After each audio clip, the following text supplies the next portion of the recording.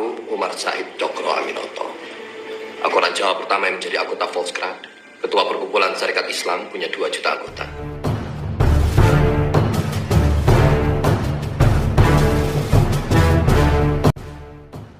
Assalamualaikum warahmatullahi wabarakatuh. Salam sejahtera bagi kita semuanya. Om Swastiastu, Namo Buddhaya, salam kebajikan. Selamat datang kembali. Di season ini kita akan membahas tentang sejarah hidup guru bapak bangsa, Host Cokro Aminoto. Pada suatu ketika, di zaman pemerintahan kolonial, pemerintah Hindia Belanda pernah menyebut seorang pemimpin Indonesia dengan sebutan agung, yakni Dongek Ronde Panjapa, yang berarti Raja Jawa tanpa mahkota. Sebutan itu menggambarkan betapa besarnya pengaruh pemimpin tersebut di kalangan masyarakat. Tokoh yang dimaksud adalah Haji Umar Said Cokro Aminoto, pemimpin Syarikat Islam atau SI, yang wafat pada 85 tahun yang lalu, tepatnya 17 Desember 1934. Dalam kiprah hidupnya, Cokro Aminoto juga dikenal sebagai guru dari tokoh-tokoh berpengaruh seperti Soekarno, Marijan Kartosuwiryo, Semaun, Muso, hingga Alimin. Maka tak heran bila kemudian namanya didapuk sebagai bapaknya Bapak Bangsa Indonesia. Kisah hidup Cokro Aminoto. Cokro Aminoto dilahirkan dari keluarga bangsawan dan ulama pada 16 Agustus 1882 di Desa Bakur, Tegalsari, Ponorogo, Jawa Timur. Ia merupakan anak kedua dari 12 bersaudara dari R.M. Cokro Miseno, seorang wedana atau asisten bupati.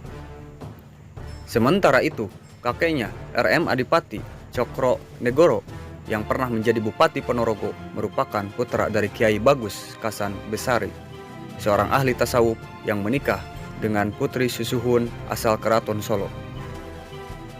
Cokro Aminoto menempuh pendidikan di sekolah dasar di Ponorogo. Setelah tamat sesuai dengan keinginan sang ayah, ia masuk ke Ospia di Magelang. Ospia adalah sekolah bagi calon abdi negara pemerintah kolonial Hindia Belanda.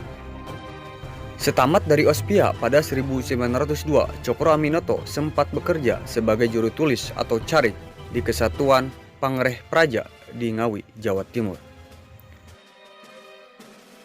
3 tahun kemudian, ia pindah ke perusahaan swasta Firma Dekoi di Surabaya sambil meneruskan sekolah sore di Bargor Dizke Afwan School dengan mengambil jurusan teknik mesin.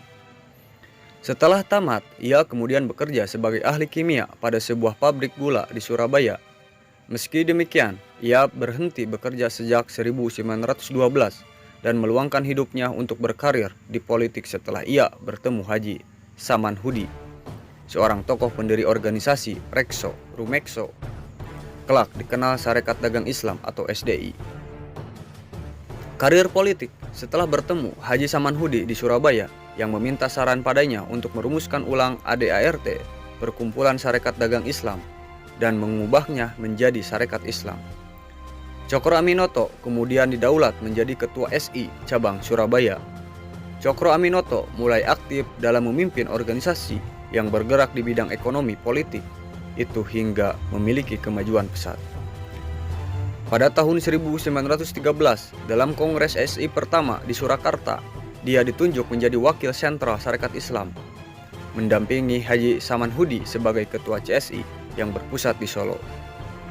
Sejak awal, munculnya Cokro Aminoto di CSI sudah diprediksi akan membuat organisasi itu berkembang pesat.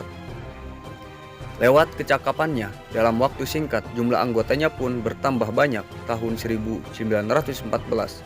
Dalam Kongres kedua CSI di Yogyakarta, ia dipilih menjadi ketua dan mengambil alih kendali organisasi tersebut. Cokro Aminoto lalu memindahkan kantor SI dari Surakarta ke Surabaya. Tahun pertama kepemimpinannya, tercatat anggota resmi mencapai 400.000 orang yang terdiri dari banyak cabang di wilayah Jawa. Meski demikian, percik-percik konflik internal juga mulai muncul dalam organisasi tersebut. Konflik internal ini mencapai puncak dengan pecahnya SI menjadi 2 kubu, yakni SI Merah dan SI Putih. SI Merah yang memiliki paham kiri dipimpin oleh Semaun, dan SI Putih dipimpin oleh Cokro Aminoto yang diubah namanya menjadi Partai Sarekat Islam (PSI) pada 1921. Dalam kongres yang digelar pada Januari 1929, Partai Sarekat Islam atau PSI kemudian berganti nama menjadi Partai Sarekat Islam Indonesia atau PSII. Cokro Aminoto pun kembali terpilih sebagai ketua umum untuk kesekian kalinya dan terus menyerukan nasionalisme di Hindia Belanda. Akhir hayat guru bapak bangsa, sejak berperan aktif dalam organisasi dan partai, Cokro Aminoto tidak mempunyai penghasilan tetap. Untuk sekedar membantu ekonomi rumah tangganya, ia pun menerima beberapa orang pemuda untuk mondok di rumahnya di Surabaya. Dalam hal ini, sang istri, Suharsikin, yang kemudian banyak berperan. Di antara pemuda inilah nantinya seperti Soekarno, Marijan, Kartosuwiryo, Semaun, Muso, hingga Alimin banyak menimba ilmu dari Cokro Aminoto lewat gelar diskusinya pada malam hari selepas ia mengurus organisasi di siang harinya. Lain dari itu, ia juga menulis di beberapa surat kabar dan menjadi pembantu tetap di majalah Bintang Surabaya.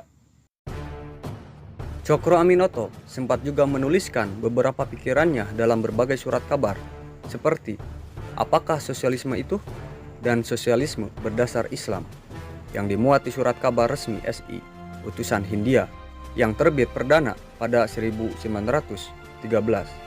Selain itu, pada 1924, ia juga menerbitkan buku dari hasil pemikirannya dengan judul Islam dan Sosialisme. 1 dekade kemudian, pada 17 Desember 1934, Cokro Aminoto wafat di Yogyakarta setelah sering sakit-sakitan pada usia 52 tahun. Pasca kemerdekaan, Presiden Soekarno atas nama pemerintah RI menetapkan Hos Cokro Aminoto sebagai pahlawan nasional berdasarkan SK Presiden nomor 590 tahun 1961 pada 9 November 1961.